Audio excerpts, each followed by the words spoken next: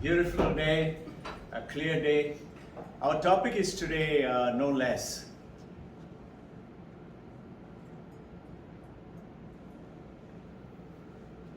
I try to speak slowly so that the understanding is clear.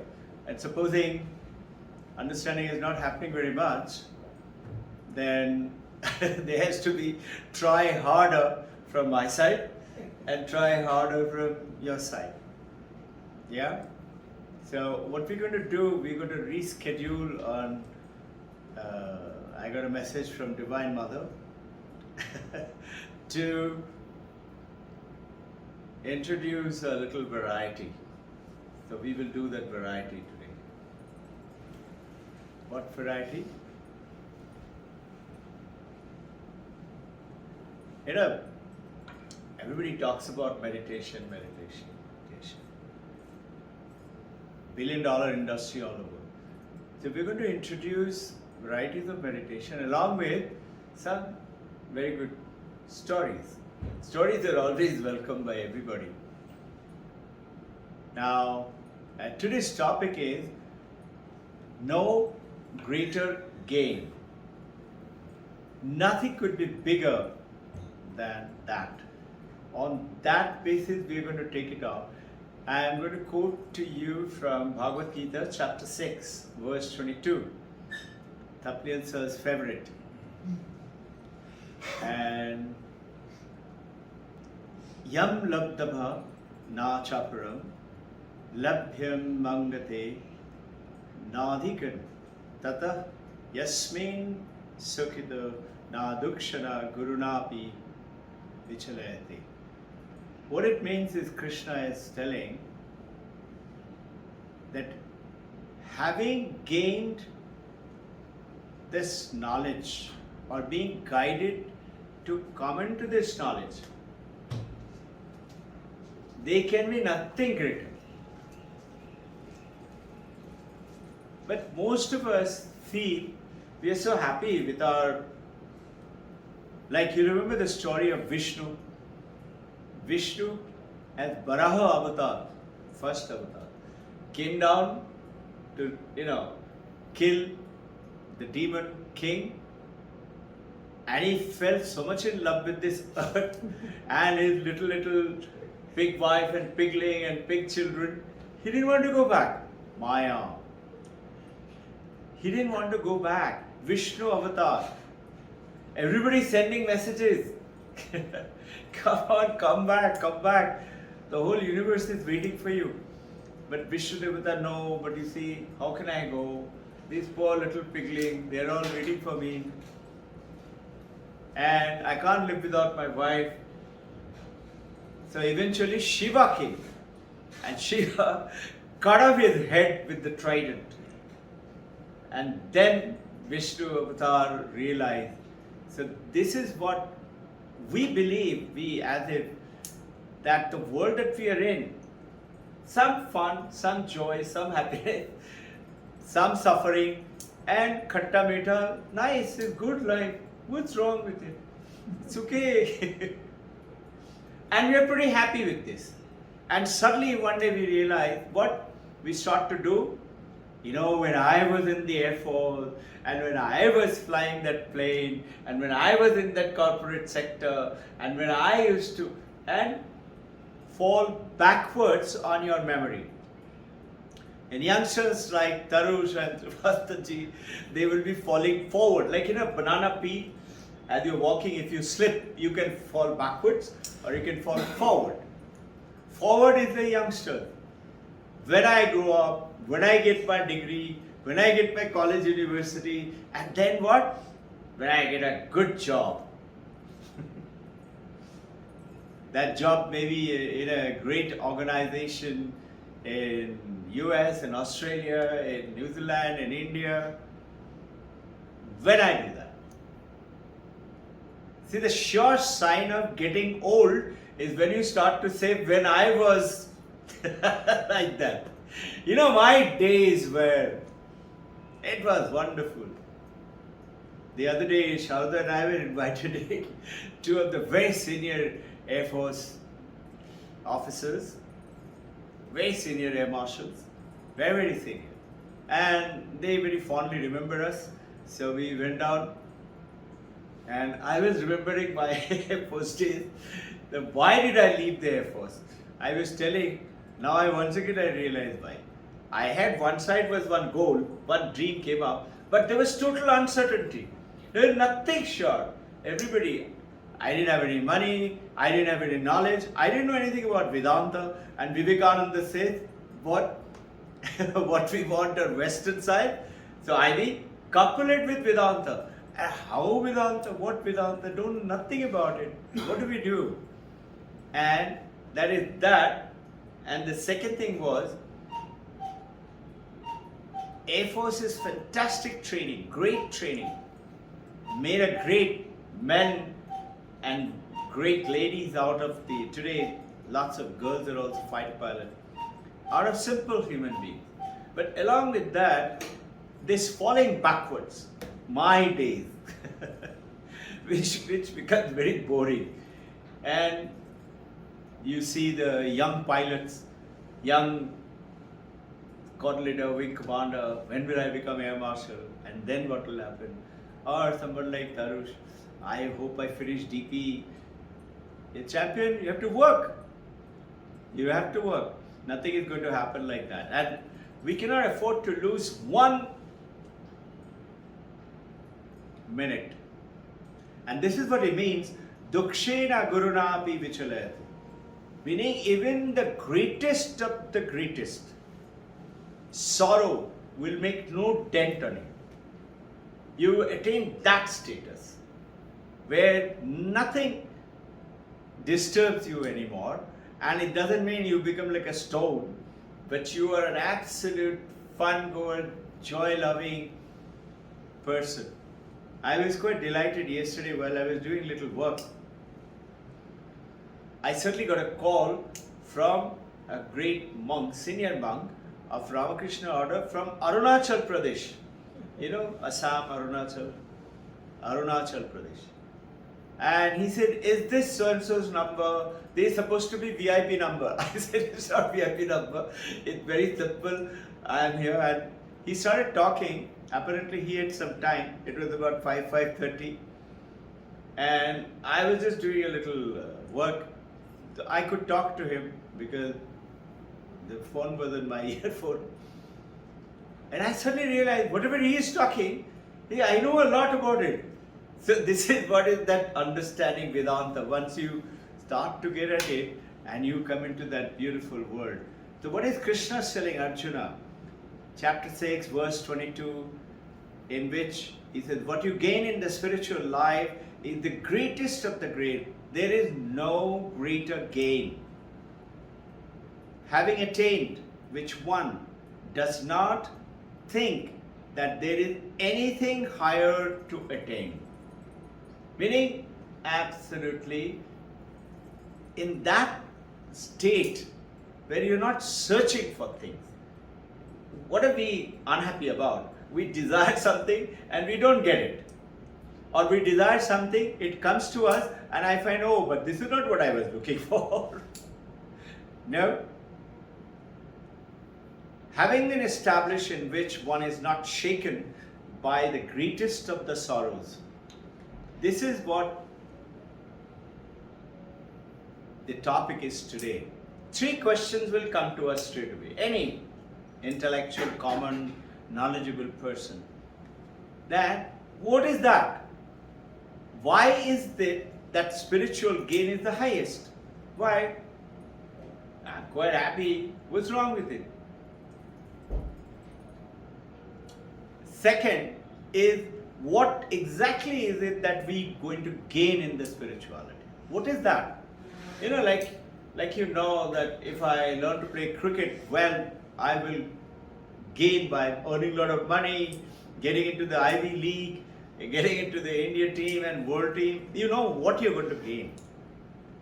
You know that if you become very successful in Wall Street Center or in Bombay trading, you're going to earn a lot of money, you're going to be a billionaire. You know what you're going to gain.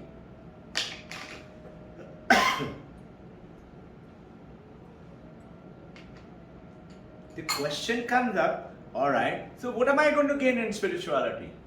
It sounds so abstract, so funny. Some little picture, some idol, and some say no idols, no picture, and some say both. Have you ever realized while discussing all of it, we keep talking about it, reflecting on it. When somebody asks you, what is Hinduism? Hinduism is a process.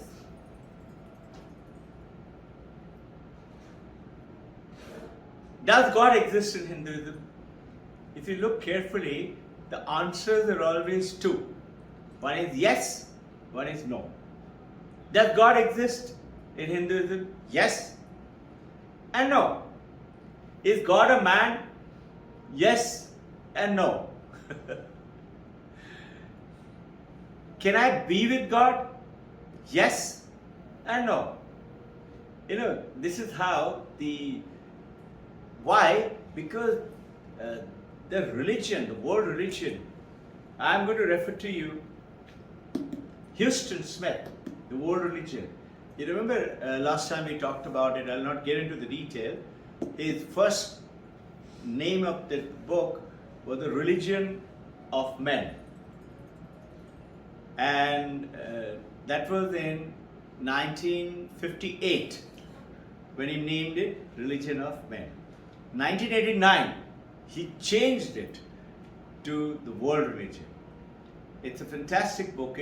In the chapter for Hinduism, he's quoting there that you will realize, and especially when you go to the richest texts of the Upanishads and Vedanta, that who is going to do that? Let's say a very young guy, born in a very rich family, or parents have made lots of money, very young, good, healthy, nothing that you can think of is not there. It is there at the beck and call. But then, Houston Smith is saying, you will see a little voice will come in your head and say, is this all? Have you noticed? Buddha, it happened the same thing. Buddha had everything. He didn't have any sickness, disease, he was married, he had a 1-year-old son. Whatever party and whatever they were doing as a kingly thing, hunting, everything was there. And he saw those 4 sights. All of you know that. He decided, that means I'm also going to die. And he asked questions to his Sarathi.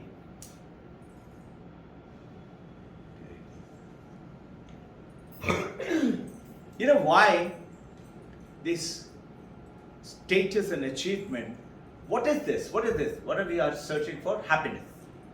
So what is it saying? Happiness. Where is it? In money? There are lots of people have lots of money. I knew when you all know him, Mr. Rao. And he's the owner of the Venkateshwara hatchery.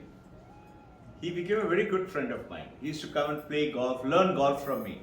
I was a golf captain in NDA, National Defense Academy, and his house, bungalow is right next door there. And he would come, he'll come to our home, very rich guy. His wife, his one daughter Anuradha, and 2 sons. One is Venkateshwara and the other one is, it'll come. He was totally fed up of life.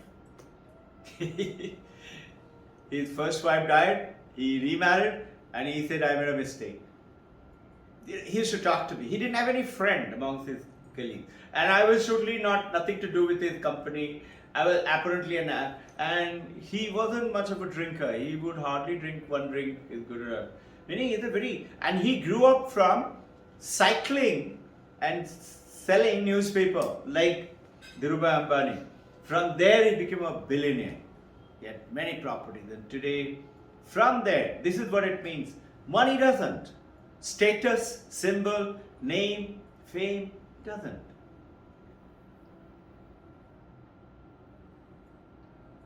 You know why? Because we are always putting that happiness onto some other person, somebody else. My husband, my wife, my son, my grandson, my company, my business, another country. What is it? Desha Kala Vastu. Go to another space, another place, I'll be happy there. Another time, in future, I'll be happy. And now that I have finished all my duties, I will now lead a happy retired life. What happy retired life? Just watch what all things start to come up. And objects. We are putting our happiness into something else, someone else. And the moment you put your happiness into something else and someone else, it is not under your control anymore. And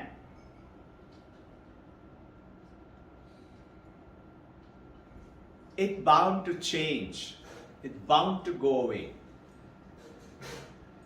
So, people grow, despite all the spiritual attainment, wonderful status, they grow old, they grow down. Babies, children grow up and go away. No, Shabbat. They're somewhere else and they will lead their own life. Husband, wives get married, get separated. Even if they continue living in the same family, miles apart, make friends, they fall away. So, if you look at it, there is a beautiful incident. It happened in Paramahansa Ramakrishna. His favorite nephew, very young guy, 12 years old, he died of cholera. And everybody is howling away, and his favorite nephew is his own sister's son. Sister is also there, and everybody, and he's standing there, and he's in some kind of a divine ecstasy. He is not, and his favorite son, meaning that son was more favorite to him than his own mother. And he is in divine ecstasy.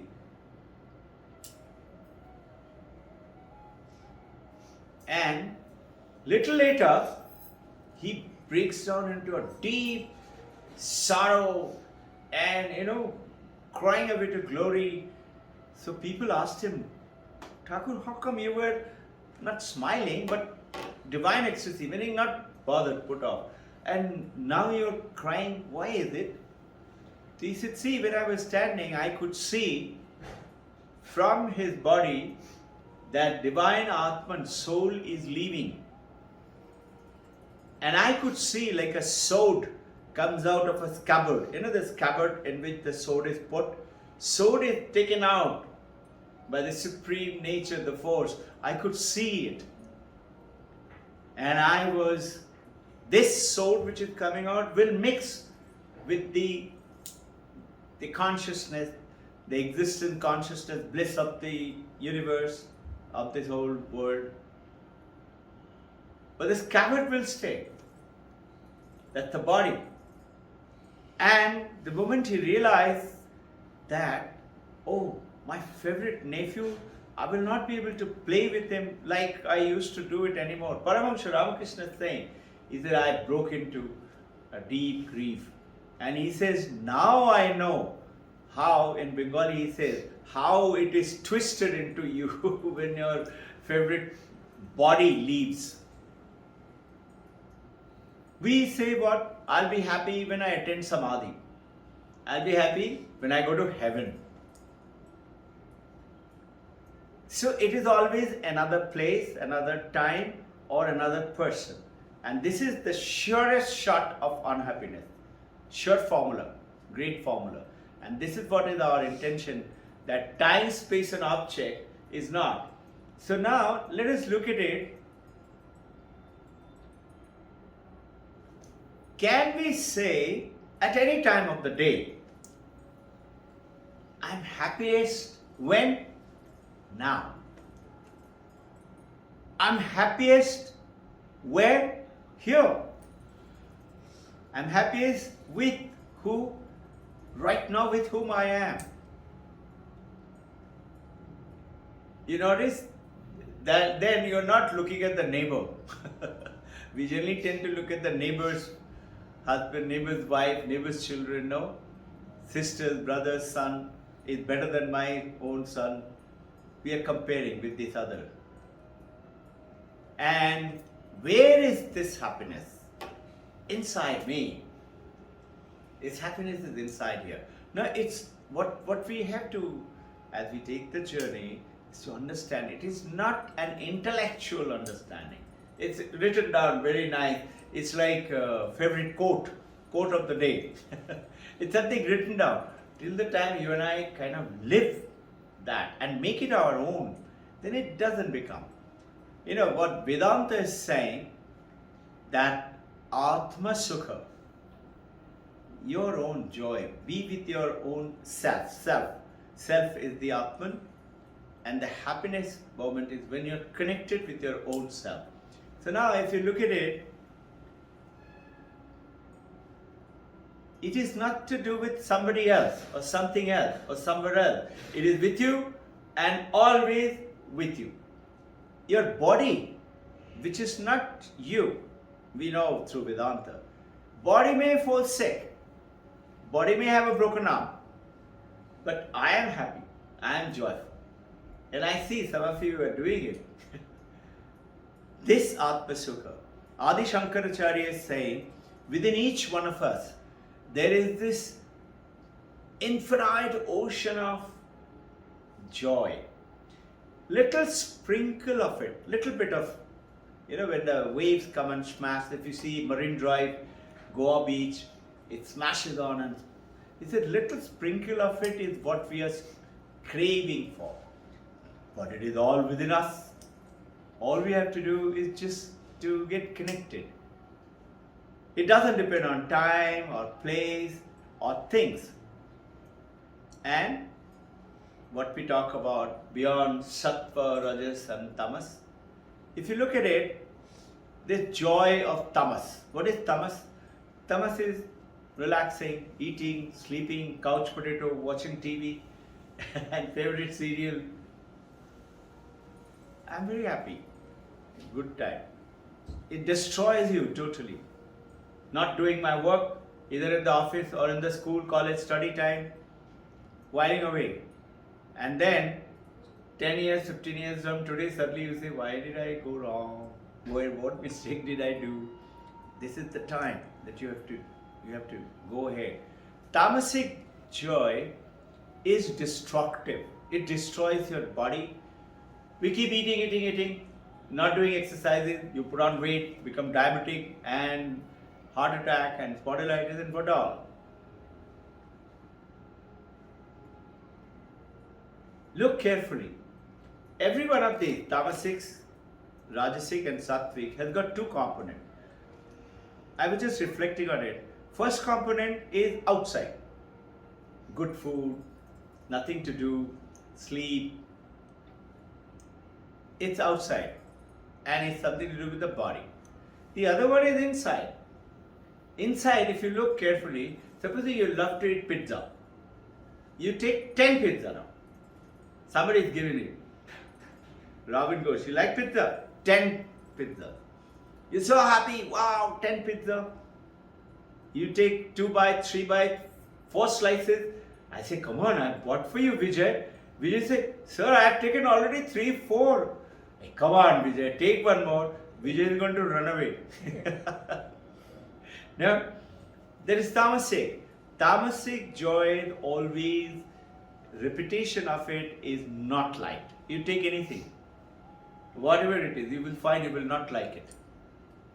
Supposing you slept someday, whole day, morning, afternoon, evening, and you wake up at 7:30, 8 at night, and you get up and say, oh my God, I wasted my whole day. Who will have that thought? You only. Maybe your mother, father, husband, wife will also say, but you will also say, oh, I spoiled my whole day. Hasn't it happened to almost every one of you?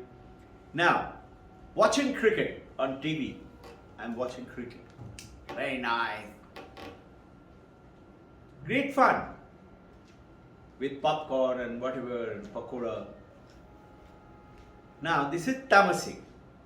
But if I go out and play, same cricket game, going out, I may not be able to play like those, world-class players, but just because I am personally getting activated into it, I feel very happy. And I feel much more happier than watching that cricket on the TV. Here, I'm not hitting sixers, but even if I just blocking it and taking one run, I've done it. Much more happy. So Rajasic is better than Tamasic. And then comes Sattvic. Sattvic is, see, all of us have gone beyond Tamasic now, and now come down here on a Sunday. You could be watching a cricket match. I don't know, cricket matches are happening now? Yeah. Is it happening? World Cup is going. It's happening? Yeah. So you could be doing that. Instead of that, you chose to, this is called Sattvic. In philosophical discussions, intellectual talk, spiritual talk, practices of spirituality, meditation, you automatically elevating yourself. Each one of you taking a lot of difficulties, pain. Tapliyal sir, Vijay sir comes from so far away. Usha also stay. Where do you all stay? Lohega. Okay. Quite far. Pretty okay, about 20 kilometers? How much? 15? 17 kilometers. Right. You get higher pleasure, higher happiness through this sattvic.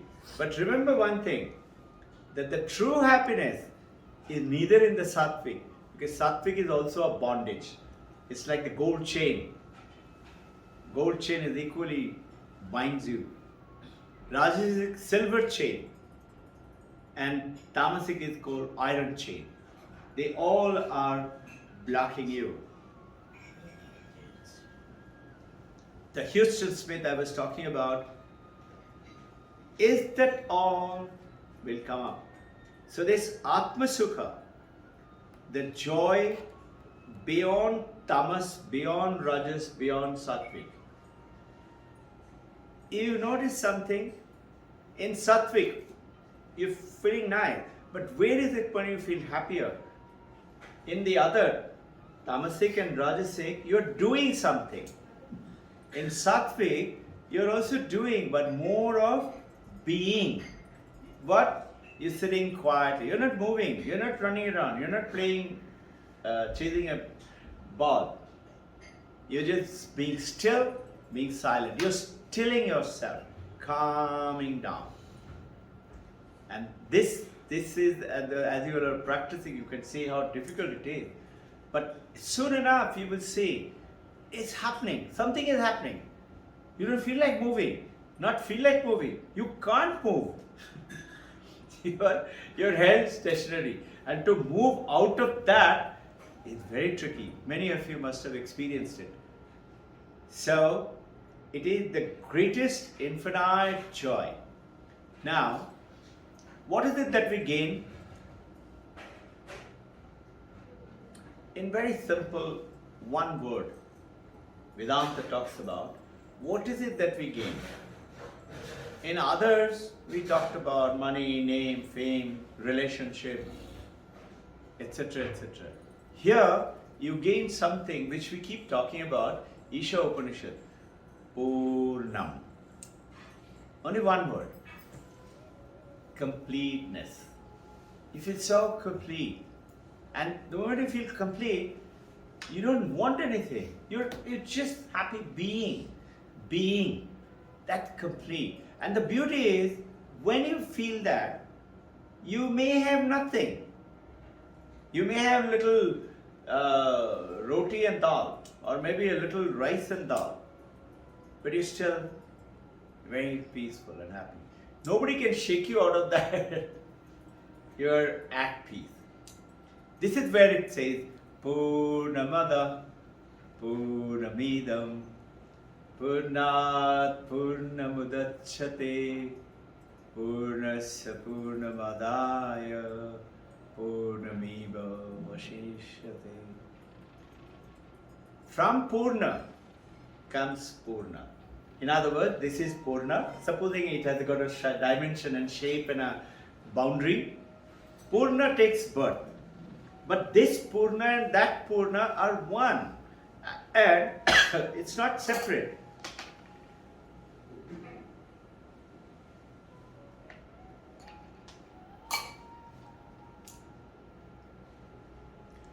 When you're taking away Purna from Purna, whenever I take away something from somewhere, something is less on the other side and something is more this side. This is the beauty, is that both remain one. Same. No shortage. And that is that one Purna is our journey to understand, is you and I. We are that Purna. That is the being. This is, in English, that is infinite. This is infinite. This infinite takes birth from that infinite. And when this infinite is taken away, infinite alone remains. How is this possible? Sounds very tricky. Play with word, play with the language. This is what the Vedanta, and then it goes on to end with Om, peace, peace, peace. Once you understand, you are in that understanding and being.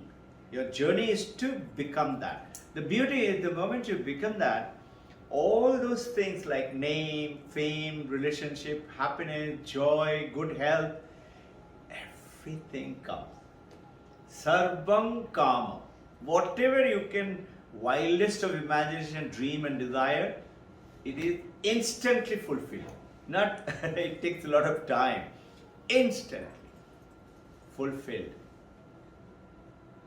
You will say, let's get some of this Purna Brahman. And that's the journey that we have taken it up.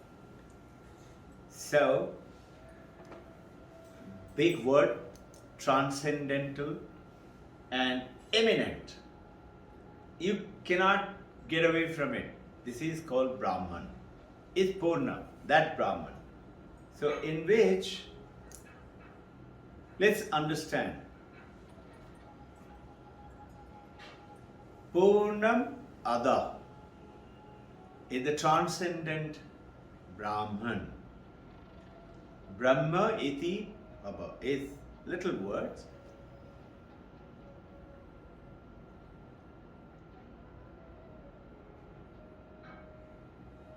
It goes and tells you that Jiva, Jagat, Ishvara is one.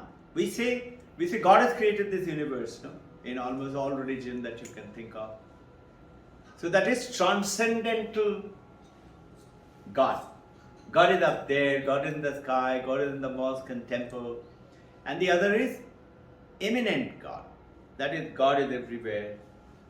So when you get into that Isha Upanishad Purnam understanding, you realize that God and this God, that Purnam and this Purnam is one Purnam. It's not separate. So you will stop pulling down other religion, and mine is better and yours is less. So to understand that,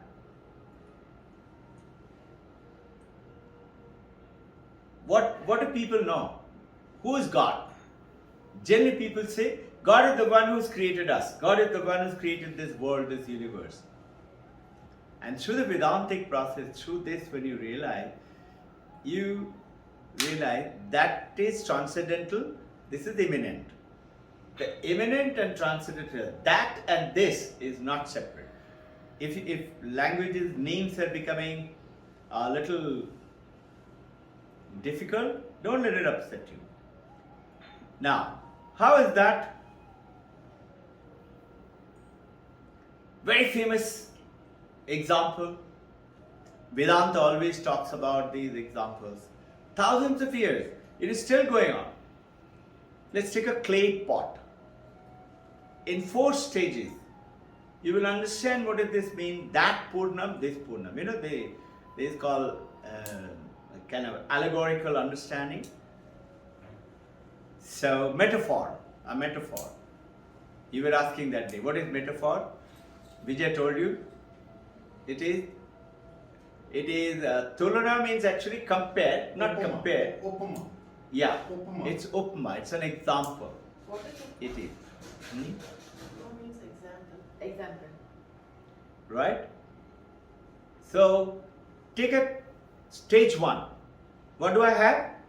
A clay pot. What am I holding? Stage 1. Phase 1. I'm holding a clay pot. Stage 2. There is a cause and there is an effect. Cause is the clay which has made the pot, which is the effect. Cause is the clay, effect is the pot. If there was no clay, there will be no pot. Correct? Clay is higher than the pot in the phase 2 itself. How is it higher? Why clay is higher? Why not pot? Because clay pre-existed the pot. Before the pot came into being, clay was already there.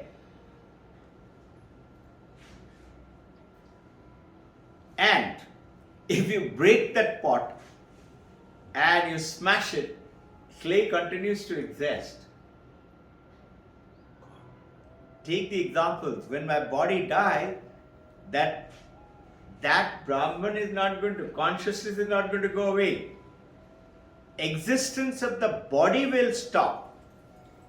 It will be burnt or buried. But the existence of that soul, immanent consciousness, which was the life, the Atman, the Prana, is not going to stop. It's going to continue. It's going to mix. So now, this is stage 2. Phase 3 now. Phase 3. Where is this clay? I am holding the pot. I'm thinking, where is the clay? So you say, look. I say, here. You say, what about this side? What about this side? What about inside? It's clay and clay everywhere. Where is the clay? Everywhere. So, what is a pot then? Phase 3. What is a pot then?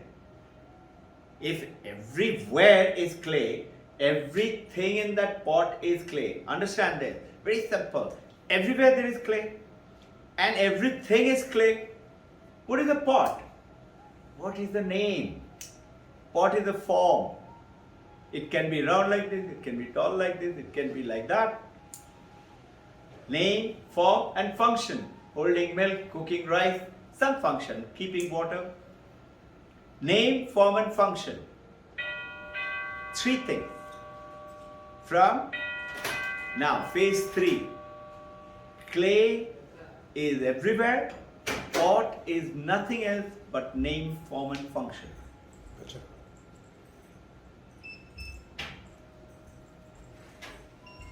Right? Understanding? Comes the punchline. It's amazing, you know, when you look at our ancient Indian rishis, sages, what philosophy, what thinking process. You and I are pretty happy eating, sleeping, creating children and dying. Creating little name there and a fame there and somebody said, very good Robbin Ghosh, and I say, yeah. Or I'm chasing because of I have a goal, target, I have to meet this, I have to do that, I have to help so and so. My members, family, whatever.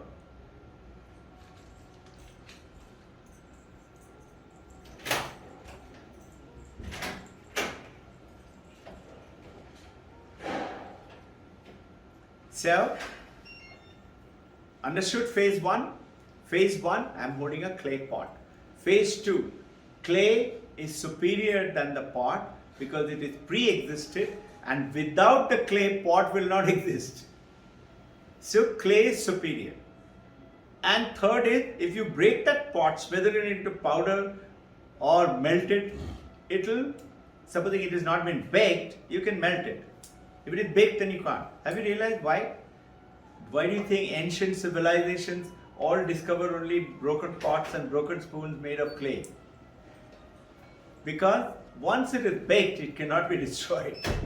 So supposing pre-baked, it will mix up and become clay again. 3 stages. Now the 4th stage is the wonderful philosophy. Now, understand it all 3 together. Clay pre-exists the pot. Clay is the cause, pot is the effect. Where is clay? Everywhere in the pot. Top, bottom, everything. Everything of the pot is clay, and it is, pot is only a name, form and function. It is a cause, effect of the cause called clay. Right? Not complicated. Now the 4th one.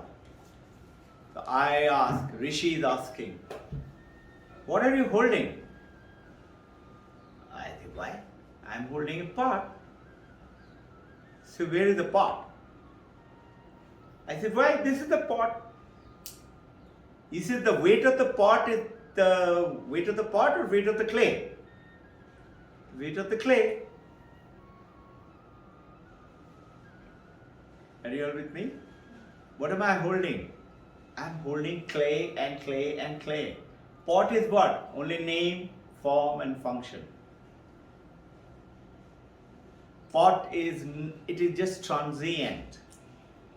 If it has not been baked, I can put water in it, mix it and make it a plate. Or make it another shaped pot. And then comes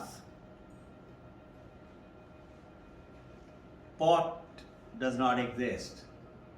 It is an imagination of the clay in so-called world of reality. Like, are you all clear with this? I'll get on to the 2 more examples quickly. They're very fast to understand. You're watching a movie, horror movie, King Kong, Dracula. Yeah? Screen is one, movie is changing. Screen is not changing. Screen is not touched whether the heroine is bad or good. Hero is winning or hero is losing. Screen is not touched. You and I get affected. Screen is eternally still, silent, not touched.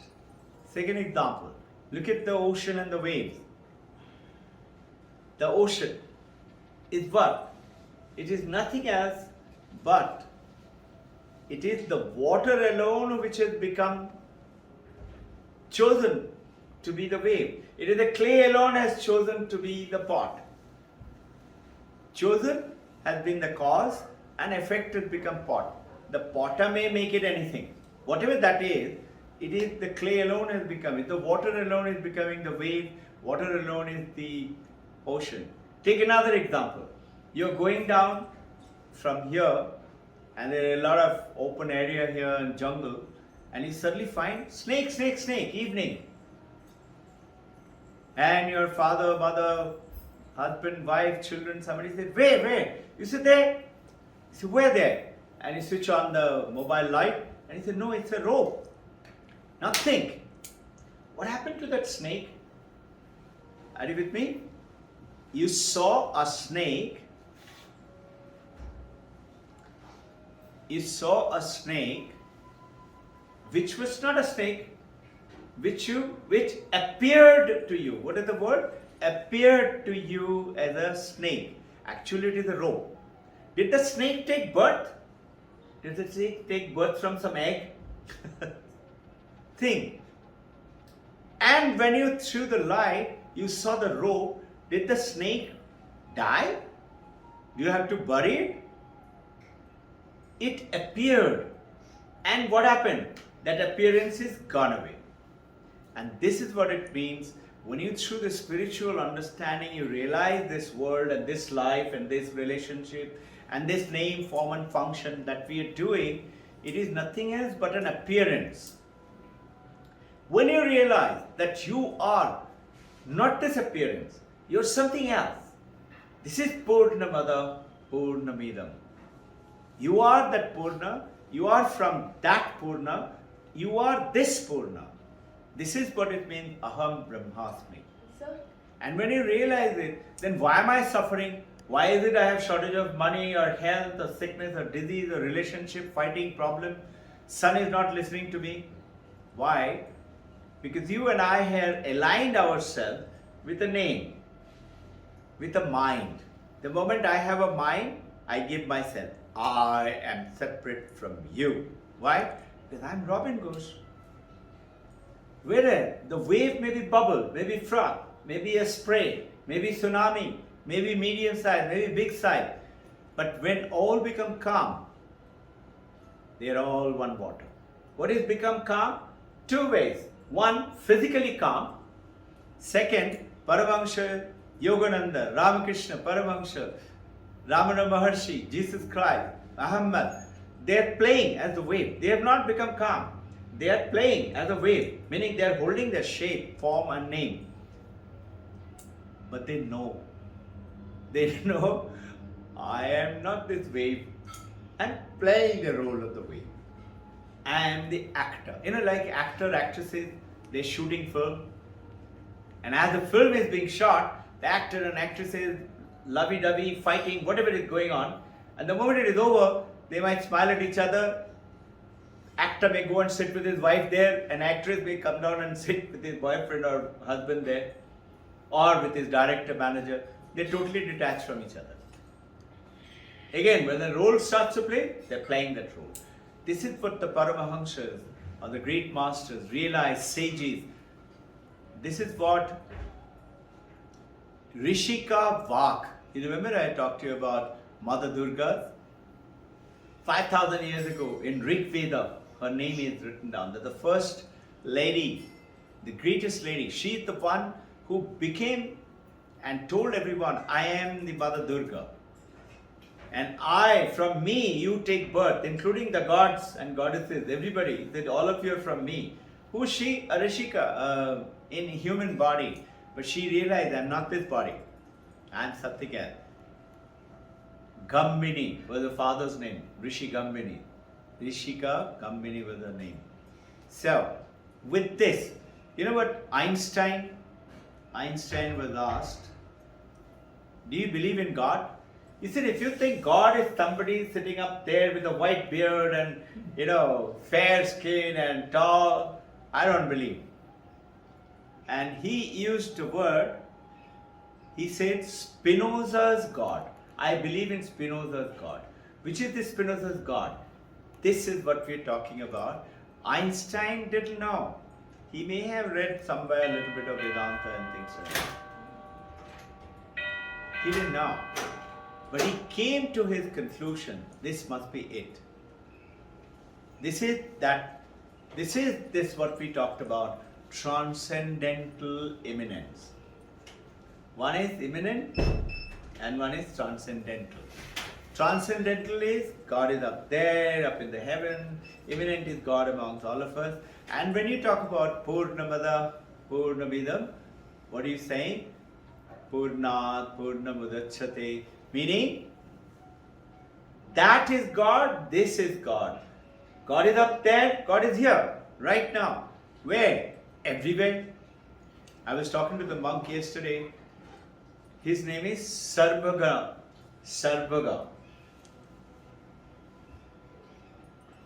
Sarvagananda. I asked him, Swamiji, what does Sarvaga mean? I didn't know. He says, it's everywhere. I am everywhere. I said, you know what? This is what exactly was my topic just now. I was reading. So, if God is everywhere, omnipresent, omniscient, omnipotent, no? We say, so Swami Vivekananda is saying, why can't I see God right now?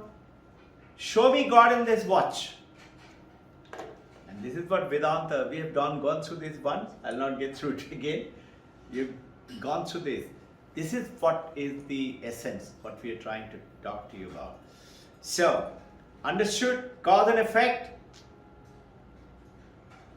In Uttarakhand, Vedantins, Sir's country, they say Karya Kama Vilakshana Brahma. Very simple. Cause and effect is Vilakshana Brahman. Is actually, there is no cause, neither cause nor effect. It is the ultimate reality.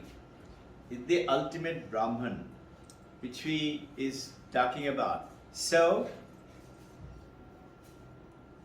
you understood first, second, third, and the fourth stage of the pot. Not bad, I've already covered it. Can I abstract the water from the wave? Will the wave be there? We all don't know. Can I take it away from the dirty puddle on the road?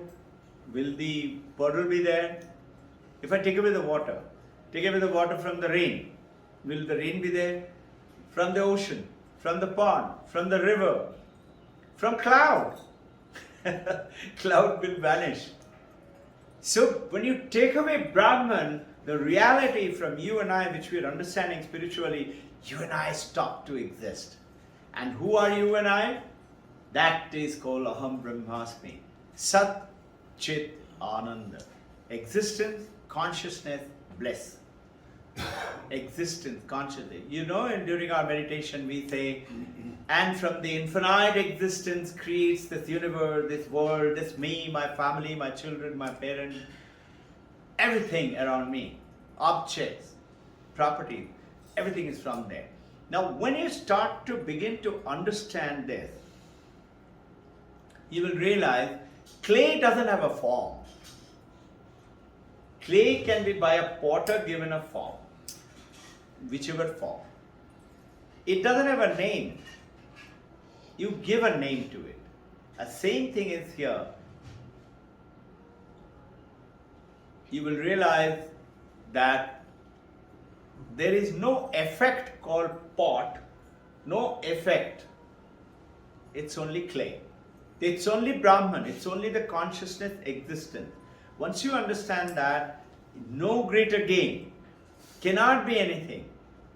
And he's saying, Guru Nami, even the biggest of the understanding will come to you, sufferings will go away from you. Whatever the suffering.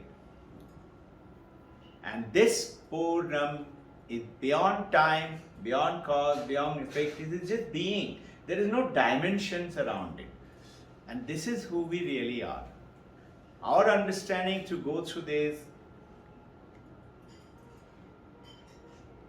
is, Paramahansa Ramakrishna is to give a beautiful example. Can God have shape? So some religion says yes, some religion says no. In Hindu religion, 33 crores of gods and goddesses. And Islam, and there are some which say God is not there. Buddhism, Advaita Vedanta, the basic foundation of principle. Does God have form? Yes. Does God have no form? Yes. Both are true. So this is the understanding that you have to go into it. So Ramakrishna is to give an example. He say, you see this ocean, wonderful, beautiful, and now the same ocean now forms into an iceberg. Iceberg is also the same ocean. It is formed into a crystal. So once your understanding gets clarified and clearer, you suddenly find something else is happening to you. And you suddenly start to realize the mundane thing which is happening around you is very important. You take care of everything with 100% attention, whether it's your little chappal which needs cleaning, or clothes needs washing, or your chores to be attended, or the attention to be paid on the education, whatever, or the job. You will not start scrounging. You will not be in the tamasic nature and just being couch potato. Another very famous, a German theologian, Meisterika. You know what he says? I'm just quoting you for your to knowledge. He says, investigate inwards. And then, thou art the ground of my soul and the ground of God is one. German philosopher. He's about 300 years ago. He's saying what? That the God's ground and my ground is not separate. They're one. Swami Vivekananda is saying, one alone exists. It appears to be separate. It appears to be different. So that which you accept as non-dual is also appearing as dimensions in the universe and God and the dual. So Hanumanji, Ram Chandra asked him, what do you think of me? Ram is Atman, Hanumanji is his disciple. Great, he's a Brahma Rishi. He's attained everything. So what is Hanumanji's answer? What is the question from Rama? What do you think of me? Who am I? The Hanumanji says, Deha Buddhya Dasoham. When I think of myself as a body, I am your servant. I am your disciple, Bhakta. He said, Jiva Buddhya Tadam Sakha. I am your friend and you and I are together as friend. And he said, Atma Buddhya Tameva Aham. When I look at myself as the spirit, as the soul, as the Atman, then you and I are not separate. Clay and the clay pot, they're all merged into one, is called only the clay. The water and the ocean, the water and the wave, they all merge into one. All the ornaments become only one thing called gold, if it is a gold ornament. And this is what is the understanding. Rama goes ahead and says, yes, that is true. So why are we getting into this spiritual life? To attain that Purnam. And that Purnam is to get connected to you. And that you is not this body, not the name, what is the age, and what is the gender, nothing to do with all that. Which is the city, which is the time, which century, nothing. It is just you. And that you and every other you, we are not separate. We are all one. That oneness is all the waves, one water. All the gold ornament is one gold. And this is what is, you see, this leg and the top of the table. You see, this is top of the table. This is the leg. But when you look at it, instead of a part, you look at it wood. They are all one wood, one teak wood. And this is that one Brahman. When you start to realize Sarvam Kama, all your wishes, dreams, vision, whatever, something starts happening. And whatever you were thinking, suddenly it happens to you. So how did it happen? Say, I don't know. It just happened. And you say, I was lucky. Jupiter was in my 9th house. When you now worship God, whether it's Babaji, Krishna, Divine Mother, Brahma, Vishnu, Maheshwara, Guru Devas, they're beautiful, correct. They're Bhakti Yoga. When you worship them and along with practice Kriya Yoga and want to go into the special breathing exercises and meditations and you want to attain Samadhi, that is also correct. Samadhi is what? Mind is the one creating problem. So Patanjali is saying, okay, go beyond mind. But Advaita is saying, all right, but what happens when you come out of Samadhi? Your mind is back, your family is back, your fighting neighbor is back, your bank loan is back. Then what do?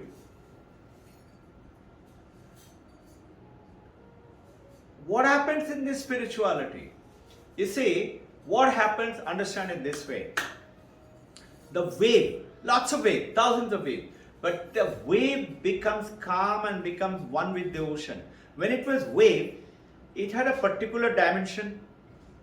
Only that much was the wave. Let's say this bigger was the wave. But the wave has become one with the ocean. You can't demarcate now this was the wave, this was Robbin Ghosh wave. Where is the wave? Everywhere. Understand it this way. This is the no pain, no sufferings. That means what? Little wave has become now the ocean. Does the wave any shortage of water now? Water is everywhere in the form of ocean or in the form of wave or whatever way you want to look at it. So, what happens when you gaining this is what Krishna is telling in verse 22, chapter 6, that he does not think that there is anything higher than that because you attain everything. Whatever you want to attain. To us, it seems very nice, give me some Brahman. No, it is not give me, it is not an object. It is you. It is your understanding and it is you becoming it. You remember that very famous story about the diamond and the washerman. It was always there with the washerman. It is always with you and me. Now, before we get on to the next stage, I will tell you today the story of the Gayatri Mantra. We all know Gayatri Mantra, very famous. We'll tell you the story. Before we do that, let us see, how are you all practicing? How do you practice? What do you do at home? Little bit of, I want to hear it from you. We practice here, right? No? What kind of rituals are you all following, practices? How's the meditation? How's the breathing? How do you all practice? I started with the Gayatri Mantra last week. Gayatri Mantra. I would just suggest while you're doing it, get your breathing and meditation checked, either by any one of us, Yeah. Tapliyal sir, Vijay, they're all there, all have been for a long time. Shraddha ma'am, Yeah. okay? Yeah. Me, get it checked. Okay. What are you doing? How are you doing it? Okay? Yeah. So that it gets clear. Second thing I would say, like, let's say the Gayatri Mantra. We need to start searching. What is this Gayatri Mantra? How did it come? What is the power? What does it do? What do these words mean? You know, when you start to look at it, you will find, and that's the reason why I'm going to cover a little bit about the Gayatri Mantra. It's very huge with this story. But what timing, Tapliyal sir, you are following? First thing in the morning? Morning. We have to follow your path. Yeah. Generally 6 o'clock. Okay. I get up earlier to that. You're still going to those people? Yeah. Brahma Kumaris. Brahma Kumar? I go there in the evening, 5 to 6. Okay. Almost every day except Sunday. So, I'm jealous. I follow those. Ultimately, what I have seen, that you follow one path and you reach there. But follow that one properly and you reach there. And once you have perfected one path, any other one is easier. Then you can really combine them. Because the concept that, we have the consciousness, this consciousness created the Brahma, Vishnu, Mahesh and all these things. So this is the way these Brahma Kumaris come. We go from here to up. We go from this stage to the consciousness stage. But once I have practiced that one, from consciousness to come here, then I feel that the clarity is much better than the other. That's what I find. We have to catch hold of your tail. Vijay sir, how is it happening? Sir, I actually not doing anything. I just like to be calm and be happy. And second thing, my more time goes into reading and deeper understanding of the thing. How do you find generally overall, well-being? How do you find that? I'm very happy always. You're about 20 years now in this? Say 15 years. Huh? 15 years. 15. Yes, 15 about years. 10, 15 years. I don't remember the dates and all that. I'm not very good at it. Because for me, the history is not important at all. I don't give importance to what happens like in the past. I just believe in present. The present I give more time to reading and understanding. That's the only thing. And I get like whatever is my thought, some thought comes to my mind, I get endorsement of the thought somewhere. Like in case some thought comes, very unique thought in case is coming, and I see that I only know I've never heard it from anybody. But the thought came. Now within few days, I get the endorsement of that thought through somewhere, some writing somewhere, and there's a very strange thing which is happening. That is the thought which has come, which is new to me, but it is not new to the world. But it has come to me now, and God somewhere is telling me that what you are right, that I'm endorsing you. So it's not somebody. Sometimes that endorsement comes from you. And sometimes it is from text, sometimes it is from books, sometimes some hoarding. Somewhere that endorsement comes. I'm more into, I would say, not into this practices basically, but just one understanding. So nice. You all practicing some breathing? Me? Yeah, so in the morning I try to do 15 minutes Kriya Yoga. The breathing which you practice here? Yeah. How do you find them? First the exercise, and then I don't do 45 minutes, I do 10 to 15 minutes. First the Kriya Yoga. It's okay, start Then, 15 minutes, it's 15 good enough. minutes. And throughout the day, I try to keep calm, because a lot of things keep bombarding, right, because of the preconditioning. So I try to talk less. So right now, like for last 3 months, I have been trying to keep quiet most of the time, if possible. And maybe next, once I reach somewhere, then I'll try something else.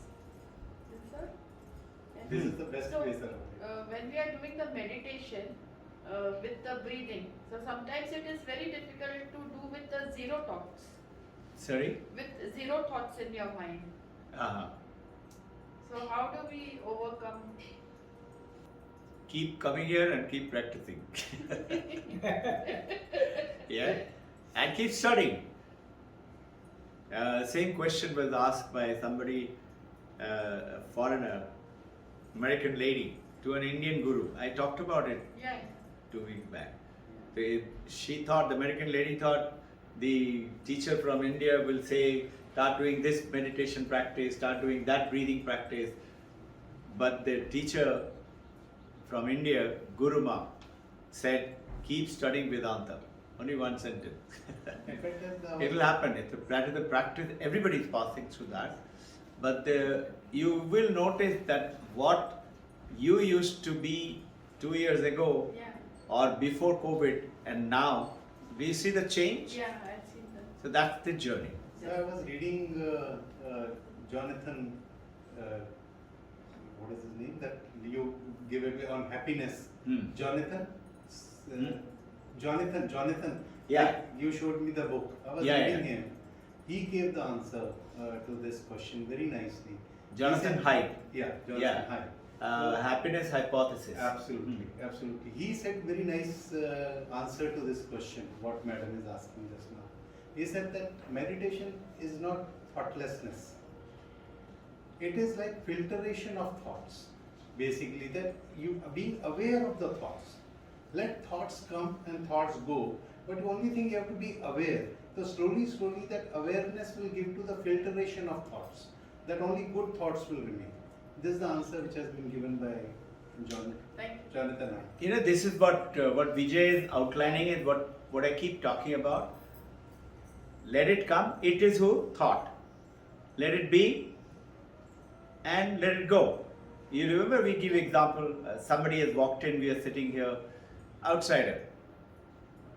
Somebody has come to say hello to me. He opens the door, he looks at us sitting like this. I don't look at him and pay attention. So don't pay attention to that thought. Which is part of what I meant by keep studying Vedanta and keep practicing. He is bringing it to simple, crystal clear. Don't pay attention to that gate. If I start saying hello, he'll walk in and he'll going to distract. I'll not pay attention to him. Don't pay attention to that thought. Let him come. If he wants to come and sit down here, he's welcome. You're welcome. Supposing he says, okay, I'm going, Mr. Tata, bye-bye. Let him go. Let him come, let him be, let him go. This is the golden theory which we in the meditation keep saying. So that's the process. Okay? Tarush, Srivastav, how are you doing? I don't do it on a specific time. I don't do it on a specific time, but whenever I get time after studying or in evening time, I meditate then. What do you do in the morning? In the morning, I usually get up for studies. I usually get up for studies if I have any exam. What time do you get up? Usually between 7 o'clock. Huh? 7 o'clock. 7. Yeah. And what time do you go to sleep? 9, no, 10, 11. 9, 10. Yeah. So that means you're sleeping for how many hours? 10 to 12 is 2 plus 7. 9 hours, no? Okay. What about you, sir? In the morning time, I usually wake up around 6:30, and around 10 to 15 minutes I do some meditation. And are you managing to do the practice before going out in the morning? Usually, sir, sometimes I miss and sometimes. Yeah. So what we have to do is bring in this regularity called discipline, inner discipline, physical discipline, emotional discipline, intellectual discipline, which automatically will give behavioral discipline and will give you the result. You tell me I want to do, Shada ma'am is doing her PhD with France. Is it possible she'll say I'll study after some time? Maybe when I feel like I will to study. No, you have to bring discipline. It is not when you feel like. It is like, remember I talked about training the elephant? The wild elephant is your wild mind. And why am I not getting the result? Like see, all of us are working today in so-called the practical world to get name, fame, profession, earning money, good health, and relationship side by side get God. It's a good idea. Dharma, Artha, Kama, Moksha. These are the 4 things. But actually what we're doing, Artha, Kama and Moksha, not possible. Not in this life. Dharma, little bit of is okay, Sunday attendance. At least we are doing that. Most people are not doing that also. They are watching create tamasic joy. So what you need to do to become more effective and get what you want, you have to focus and think all the time. Whatever you're doing, only one focus. Arjuna's, remember that eye of the fish? He couldn't see anything else. Don't see anything else. So whatever individual goals are, Rudrani should be having a goal. You know what is your goal. But you have to say nothing else but that. So this is why you have to discipline yourself, because right now this is the short term. It is next 2 years or 3 years maximum. Then you take on your higher studies and all. Then you can again mix in other things. Then you get into job. Then you mix in other things. So you have to keep on disciplining your life and get into that priority, which is more important right now. Most important. Prioritize, think, write it down, and you will be surprised. All the faculties are there with us. The diamond is there with the washerman, but he's not using it. Or he is using it for what? Scrubbing clothes.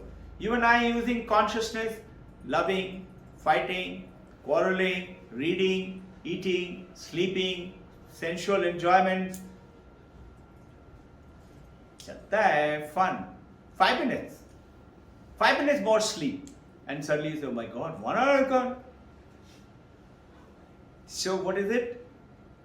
This is first thing, getting up in the morning. Make it a discipline. I am delightfully grateful to my mom and dad. We had to get up, just imagine, as youngster, 5, 6, 7 years of age, at 4 o'clock in the morning, And I had to get up 15 minutes before that because I had to go. We have 5 brothers and a sister. I had to get up early morning, go and get flowers and bel patta for my mother's puja. When I come back, we used to go for 4:30 training. Father used to take everybody for a 4:30 training, physical training. Every day, Sunday was a holiday. 6 days a week. So getting up in the morning is a piece of cake for me. In fact, I feel very uncomfortable. You can't sleep. Utilize this time. Some people say, I wish I have more than 24 hours in a day, I have so much of work. So a wise guy who heard him, he said, okay, sleep 3 hours less. You'll have more time in the 24 hours time. So understand, Rudrani, how is your practice? Sir, I practice like in the morning after I wake up. So What time are you waking up? I wake up at 6:45. 6:45. Yes. So I practice for like 10 to 15 minutes. You do taekwondo practice.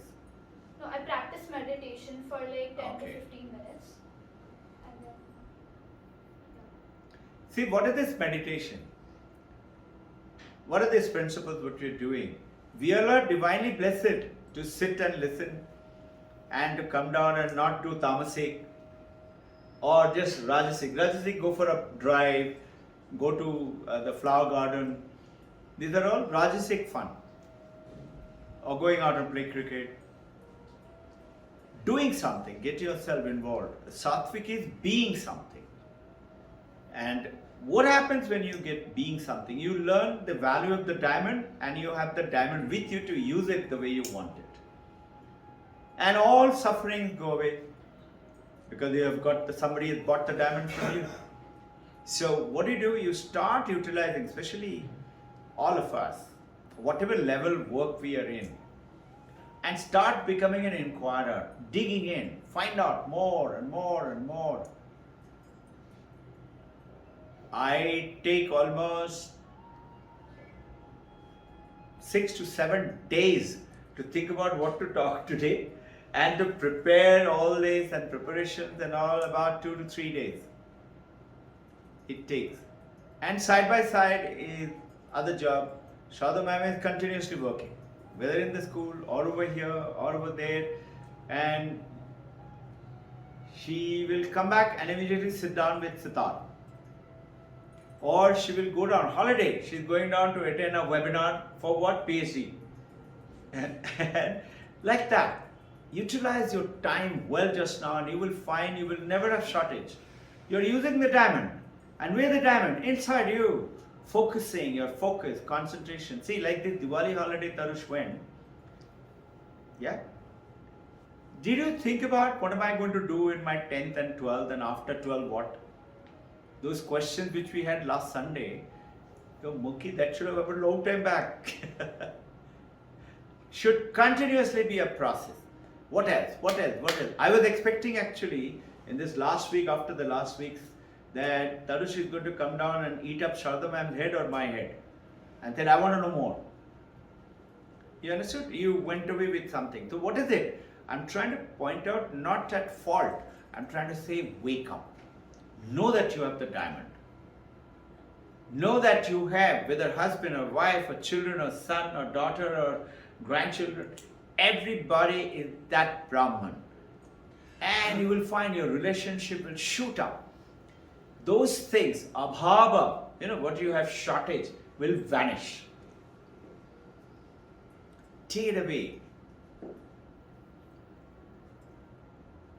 Ashubham has been doing such things for a long, long time. How is Sunil? We are missing him. So he has work today. He has work. Okay. He's got to office today. Okay. Now, I will tell you all a little story about the Gayatri Mantra and the essence of the Gayatri Mantra in brief.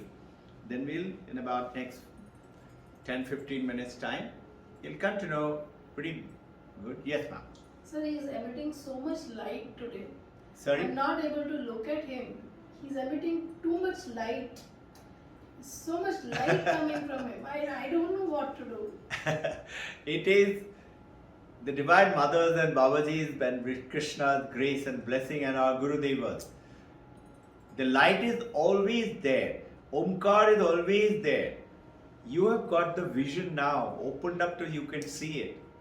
There's sometimes I tell you all, there is, while we are doing, there is Omkar going on, there is light going on. There is a light around you too.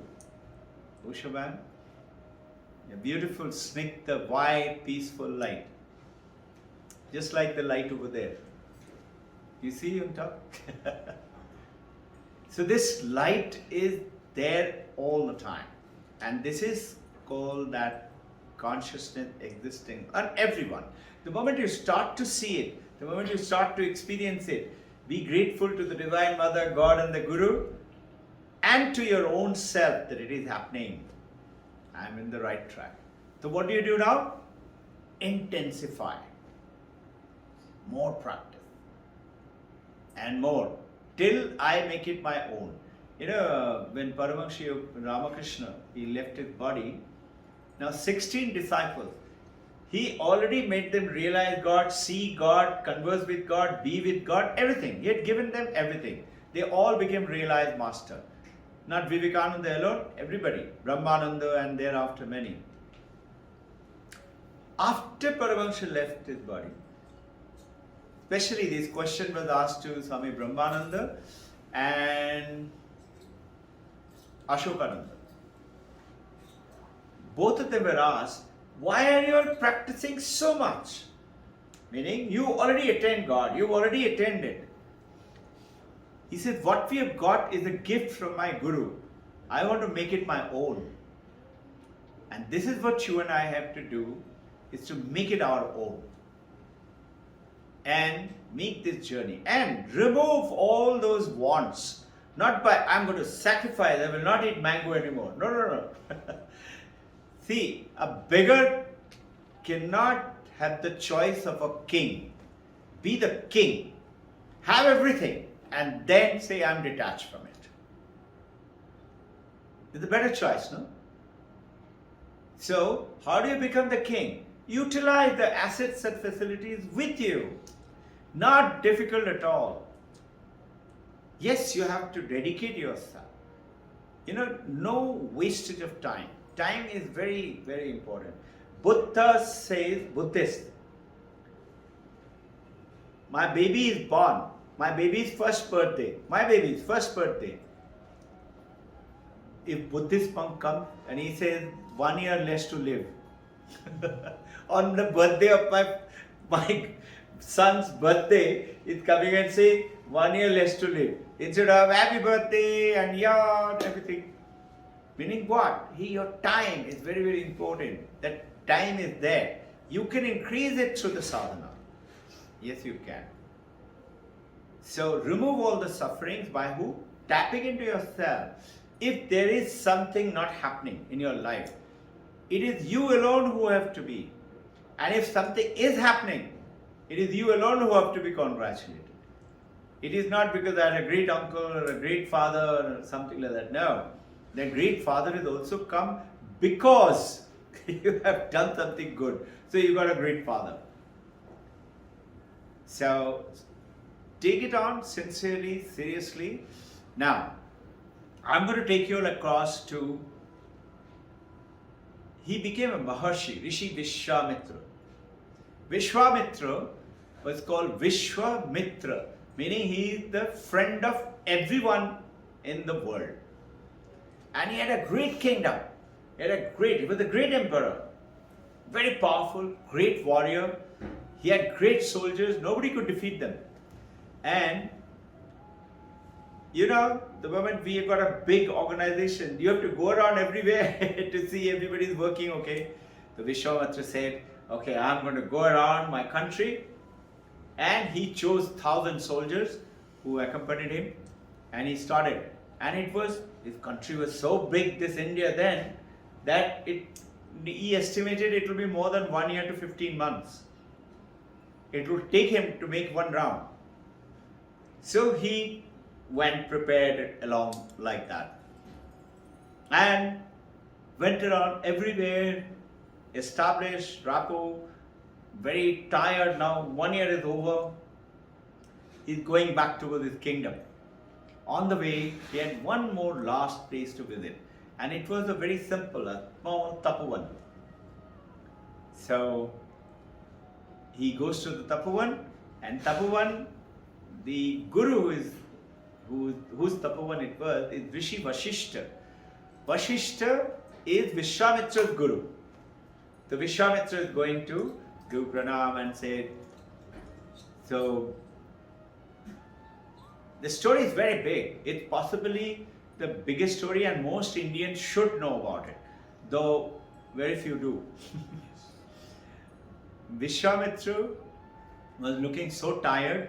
Rishi Vashishta said, you have been traveling around, possibly you have not been eating very well, even though you are king and you've got to cook and everything else, but they have to procure rations and things so that maybe not available, jungle, shooting, desert, whatever. Come, I'll give you a big feast today. King's feast. Vishwamitra is saying, king's feast? He's got 10 huts. 10 rishi and rishikas are there with him in little tapovan. There's no kitchen. Where is he going to get it from? He's surprised, and he's guru. Can't ask him. Then he's thinking, must be, okay, maybe one more meal I have to tolerate. After all, what will my Gurudev give me? A little bit of some boiled rice with something, or maybe something small. I have to be happy with it. So he said, yes, Gurudev. But I have 1,000 soldiers. And we have those helpers. How is he going to feed all of them? He's thinking, Vishwamitra. Then he said, let me go and ask Gurudev. I hope it is not going to create trouble for you. Gurudev, you have no asset, no resources. Where are you going to cook? In which tent are you going to cook? You have got a little hut. So Rishi Vashishta takes Vishwamitra and he says, come. And he looks, there was a Gaushala. So he goes to Gaushala, and there was one cow. Where is Kamadhenu? There, next to ma'am. Kamadhenu. You could see straight away, divine cow. So Rishi Vashishta says, Mother, pranam. All these people, they're very tired, very weary. Will you please organize a good feast for them? Real kingly feast. And the Kamadhenu says that, Gurudev, whatever you order. Now, Vishishta by then had attained Brahma Rishi status, meaning he is always talking with God. And whatever he says, gods will come and make it happen. He had written that status. You can attain that status pretty fast if you follow this path. What is Brahma Rishi? Is that you realize the Brahman within you and you are a Rishi. Now,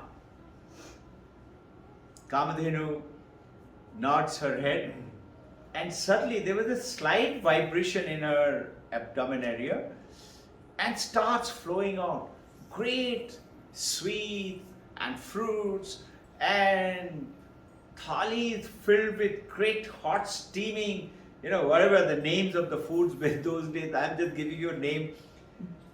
They describe it as rice cooked in ghee with saffron on top of it. Saffron was very famous that time. They're describing it like this. Steaming, hot food, puris, rice, sabjis, and sweets and fruits. And what? For 1,000+ people continuing to flow. And Rishi Vishwamitra, he is then king, Emperor Vishwamitra. And they all had a great feast. And now Vishwamitra had this great urge. What is this cow doing in Rishi Vashishta's ashram? He is a simple with a 10 members. He doesn't require anything. He says, Gurudev, I've come to ask for something. For your food and things like that, whatever you require, my kingdom will take care. and I'll give you in addition 10,000 elephants. So Rishi Vashishta smiled and he says, what will I do with 10,000 elephants? No, they can fight any war. He said, but I don't have any war. Sir, I'll give you 10,000 special race horses. So Vashishta says, what will I do with the horses? No, sir, they're agreed and they will come with a chariot. Wait, before you say no, that chariot will be filled with gems and diamonds and stones. Rishi said, what will I do with them? No, sir, whatever it is, Gurudev, you have to give me. Now Rishi Vashishta said, that is not possible. Kamadhenu stayed. Rishi, then Emperor Vishwamitra is now Emperor, rage, doesn't know how to take a no, even if it is from Gurudev. He says, how can you say that? This land that you've got is my land. I have given you this tapovan. You're staying in my tapovan and you're telling to your emperor, no? He got into that rage, anger, and he told his soldiers, attack. Can you imagine? Telling Vishwamitra is telling, this is actually, it's in the story, kill all of them including the Gurudev so that he can take the cow. Kamadhenu asked, Gurudev, will you allow them to torture me like this? Rishi Vashishta says, Mother, you are fully occupied and prepared and knowledgeable to know how to protect yourself. You protect yourself. And little more vibration happened from Kamadhenu's body, and suddenly roars of lions and tigers started coming out, and great soldiers with better shooting skill than Indian bows and arrow or Mongolian, those tribes, whatever you can think about. They came and destroyed all Vishwamitra's monks. And Vashishta said, see, what are you doing? You are bringing destruction upon your own self. Vishwamitra was shocked. How? But in rage. King cannot take ego. He walks off with a determination, I'll see you. Telling his guru. And goes where? Those days everybody used to go to Himalaya. No? Where did Robbin go? Himalaya. He also went to Himalaya. And he stood in one leg and practiced in the snow and freezing cold water, half march, and brought the body through great description given torture. Not 1 year, not 1 month, for 10 years, 100 years, 200 years, 1000 years. Then Shiva came. Om Namah Shivaya Namaha has got 6 syllables. I don't know if you all know this. Om Namah Shivaya Namaha has got 6 syllables.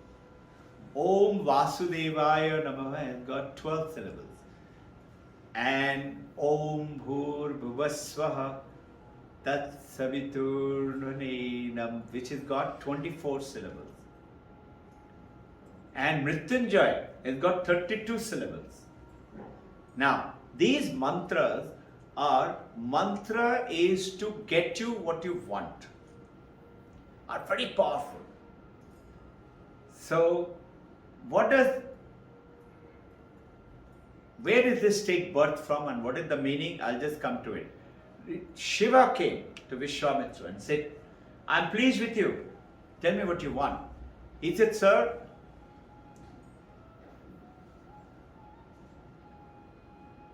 Mahadev, give me the knowledge of all the weapons of the world, including Brahmastra. And give me the power of the fire, water, earth, all the 5 elements. And give me the strength and the cunningness, speed of all the animals and the birds. Shiva said, Tathastu. Now Vishwamitra said, now I'm going to see Vashishta. And he doesn't have to now walk and travel because he has the power of the whole universe. So he just flies like a wind. Pavan is also his slave now, no? He goes instantly to the Tapovan. And he said, you better give it to me now, otherwise just watch what happens.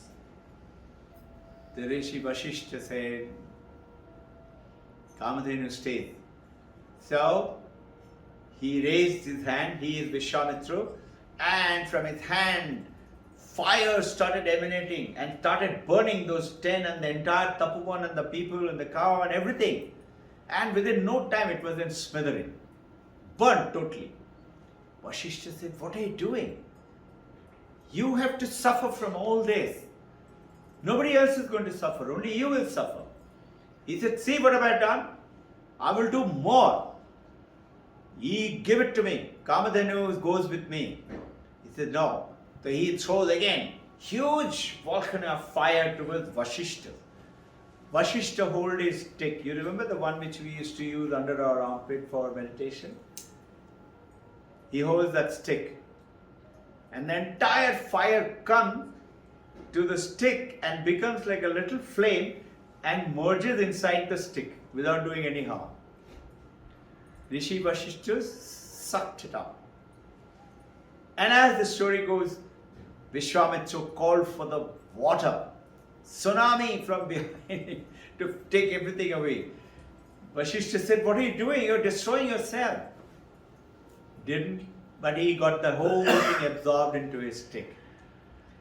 And then came the Pavan, and he started using in the earthquake all the things, all the animals, whatever power he had got from Shiva, but everything got merged into Rishi Vashishta, Maharishi. He could do that. Now, Vishwamitra is lost again. He didn't know what to do. He said, I'll show you. He again goes off to Himalaya. And now he starts practicing for Brahma, creator of the universe. And again, hundreds and thousands of years gone. This is how our rishis used to live. You must have heard the rishis used to live for thousands of years. And then Brahma came and said, what would you like? What is your wish? Vishwamitra asked.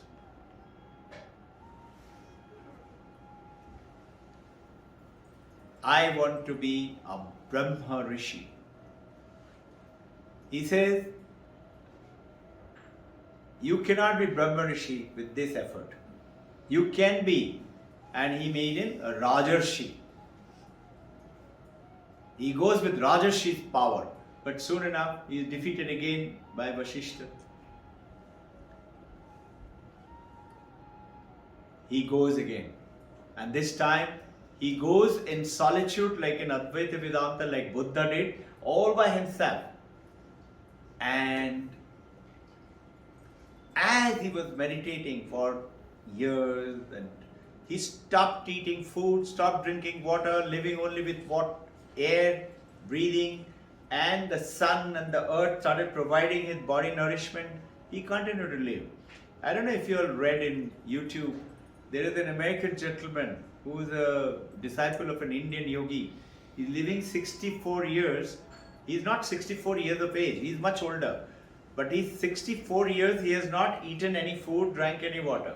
He's an American.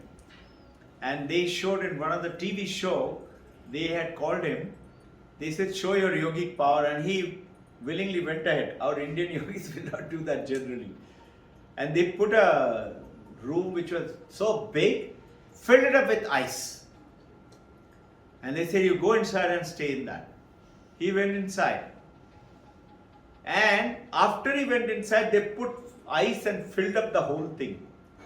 He's packed inside ice. For 6 hours.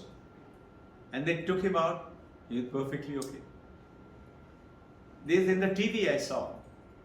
Quite nice, plumpy looking American, he thought. And there was another was Afro-Asian. You know, a black Afro-Asian guy from Africa. He was another yogi, same thing. Learned from an Indian yogi. And you and I in India, and we don't know the power of that is within us. That diamond is within us. So now, he kept practicing, and then eventually he started to hear some strange sound. He started to see some strange light. Can't make the meaning of that light. He couldn't make out. His eyes are closed, but he could see that light. He could hear the sound. He concentrated on the sound. And the sound slowly took forms and syllables. And those syllables are those 24 syllables of Om Bhur Bhuva Swaha. And goes on to, we will chant it today during the meditation. Those 24 syllables crystallized and said, you would be given whatever the power that you wish, you will attain nirvana, oneness. And he was elated, and strangely from him the desire to win against Vasishta vanished. And he heard, so he opened his eyes, Vishwamitra, and he found Rishi Vasishta standing there with a gentle smile, with his stick in one hand and blessing him. And he said, today onward, you are Maharishi Vishwamitra. And that's the birth of the, now, meaning, Om, you know, Bhur Bhuva Swaha, it goes on to say that Om, earth, heaven, and space in between. Bhur Bhuva Swaha. Om is the ultimate sound. Pranabadhvani never dies, and all sound comes from that sound, the birth. And it is between earth, heaven, and space in between. Going on to say, Yo. Yo is who? Who? Na. Na means hour. Dhyo. Dhyo is intellect. Dhyo yona prachodaya. Prachodaya, it means direct. Give me that intelligent direct. This is why in our school you notice that we always start our day with the Gayatri Mantra every day. And every morning I do it many, many times. Tat. Tat is that. That is Purnam, this is Purnam. Tat. Savitur. Savitur is the sun, the light of the sun. The brilliant sky is also the representative of the sun.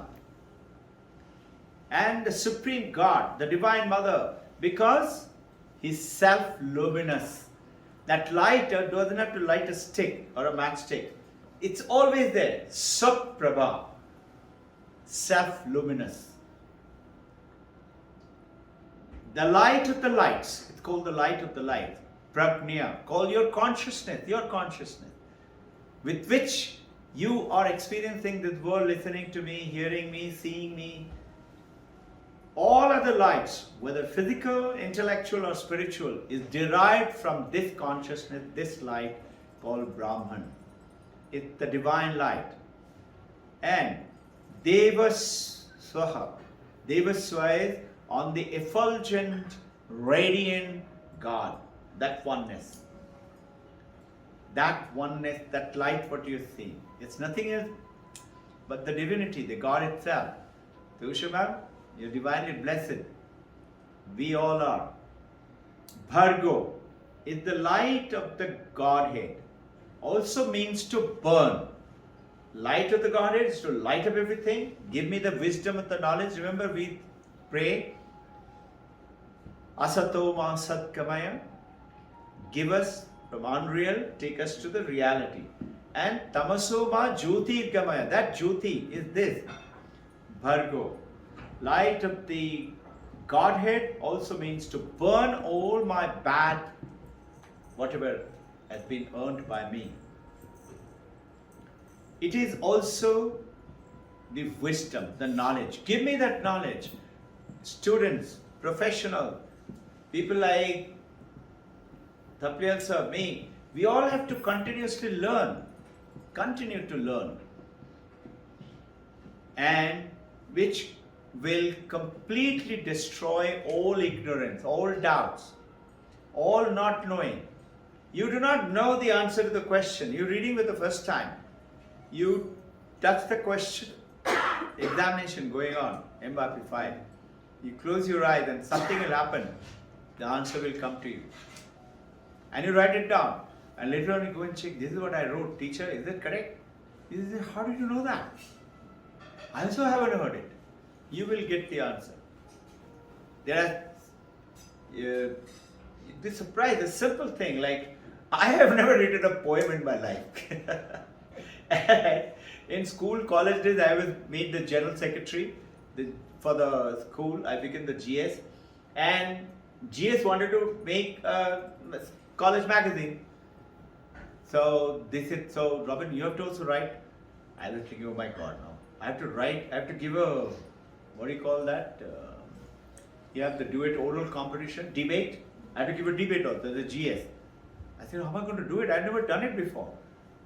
Strangely, I wasn't like this that time, but it started to happen. And then I forgot.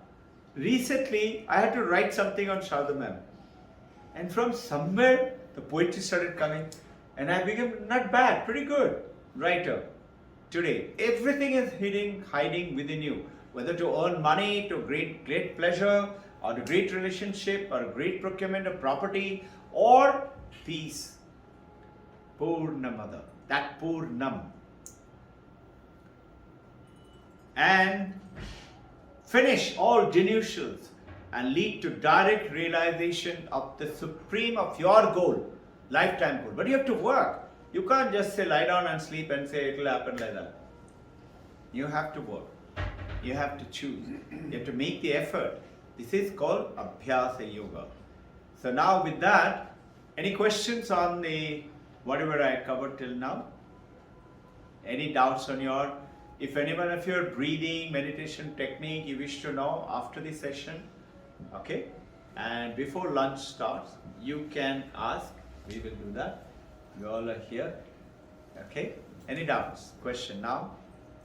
Okay. Sir? No, don't shut down. Oh. Yeah. Can I- Tell me. How do we get truly connected within ourselves? Sorry, I just 1 minute. Yeah, tell me. How do we get connected within ourselves? How do you get what within ourselves? Connected within ourselves. Good question. You know you're a girl? Yeah. How did you know that? Born as a girl. Hmm? Born as a girl. What? Born God. as, yeah. Born as a girl. You know you're a human being, not a monkey, not a donkey. How do you know that?